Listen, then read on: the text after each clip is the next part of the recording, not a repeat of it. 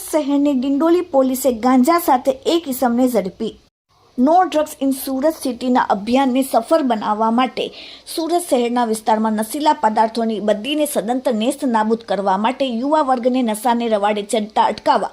નાર્કોટિક્સના પદાર્થ, કેફી, ઔષધ, મન પ્રભાવી દ્રવ્યોના ગેરકાયદેસર વેપાર અને વેચાણના નિયંત્રણ લાવવા માટે સુરત પોલીસ સ્ટેશનની લેવલે એક ટીમ બનાવી નાર્કોટિક્સ અંગેની પ્રવૃત્તિઓને શોધી કાઢવા માટે કાયદેસરની કાર્યવાહી કરવા માટે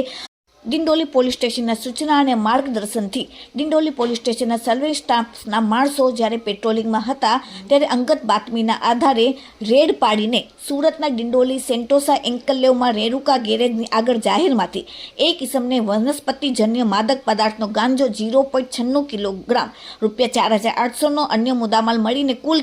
55.120 ગ્રામના મુદ્દામાલ સાથે પકડીને NDPS એક્ટ હેઠળ ગુનો કેસ કરીને પ્રશંસનીય કામગીરી કરેલ છે। પકડાયેલ આરોપીનું નામ છે જયેશ ઉર્ફે સન્ની દાદાભાઈ પાટીલ, ઉંમર 24, રહેવાસી પ્લોટ નંબર 498, પહેલા માળે, ગલી number 6, Rami park society, Dindoli